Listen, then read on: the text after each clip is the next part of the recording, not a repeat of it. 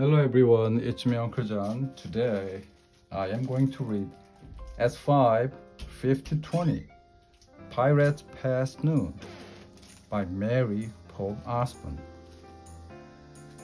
Chapter 1.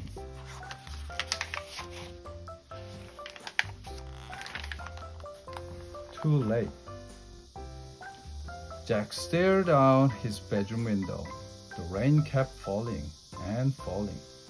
The TV said it would stop by noon, said Annie, his 7-year-old sister. It's already past noon, said Jack. But we have to go to the tree house, said Annie. I have a feeling that the M person will be there today. Jack pushed his glasses into place, took a deep breath. He wasn't sure he was ready to meet the M person yet. The mysterious person who had put all the books in the magic tree house. Come on, said Annie. Jack sighed. Okay, he said. You get our raincoats and boots. I get the medallion and bookmark. Annie ran to get their rain gear. Jack reached into his drawer. He took out the medallion. It was gold. The letter M was engraved on it. And he took out the bookmark. It was made of blue leather. It had the same M on it. Both M's matched the M that was on the floor of the tree house. Jack put the medallion and bookmark into his backpack. Then he threw in his notebook and pencil. Jack liked to take notes about important things. He got our rain stuff, called Annie. Jack picked up his pack and went downstairs. Annie was waiting by the back door. She was putting on her boots. Meet you outside, she said. Jack pulled on his raincoat and boots. Then he put on his backpack and joined her. The wind was blowing hard. Ready, set, go, shouted Annie. They kept their heads down and charged into the rainy wind. Soon they were in the Frog Creek woods. Tree branches swayed, the flinging rainwater everywhere. Yucky, said Annie. They splashed through puddles until they came to the tallest oak tree in the woods. They looked up. Tucked between two branches was the tree house. It looked dark and lonely against the stormy sky.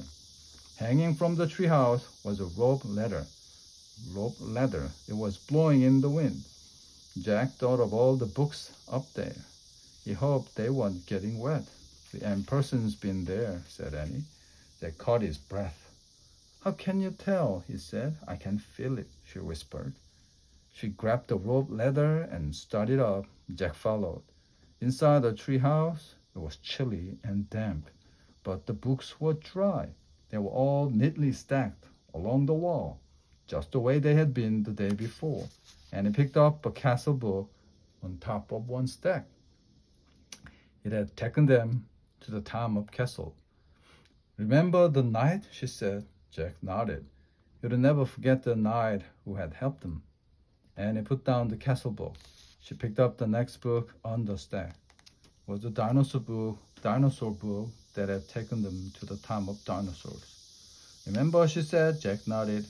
He would never forget the pteranodon who had saved him from the T-Rex. Then Annie held up a book about ancient Egypt. Meow, she said. Jack smiled. Egypt book had taken them to the time of pyramids. Black Cat had come to the rescue there.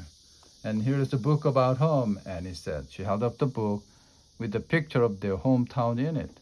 Frog Creek, Pennsylvania. Jack smiled again. The Pennsylvania book had brought them back home at the end of each of their adventures. Jack sighed. Okay.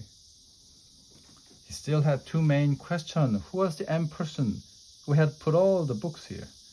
Did the knight, pteranodon, and the cat all know the M person? Finally, Jack reached into his backpack. He took out the gold medallion and the leather bookmark. He placed them on the floor, right over the spot where the M glowed faintly in the wood. Rain blew into the treehouse. Brr, said Annie. It's not very cozy today. Jack agreed with her. was too wet and cold. Look, and he pointed to an open book lying in the corner. I don't remember a book being open. Me neither, said Jack. And he picked up the book. She stared at the picture on the page. Wow, this place looks great. She showed the picture to Jack. He saw a sunny beach, a big green parrot sitting in a palm tree, and a ship sailing on a blue sea. Another gust of rainy wind blew into the treehouse, and he pointed to the picture. I wish we were there instead of here, she said. Yeah, said Jack, but where is there? Too late, came a squawk. Jack and Annie turned quickly.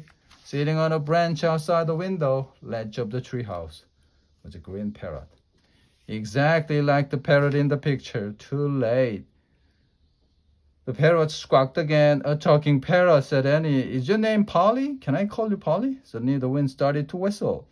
Oh no, now we are in a big trouble, said Jack. The wind blew harder. The leaves shook.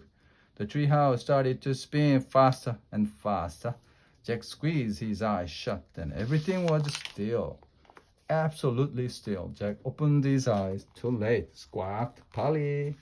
The end.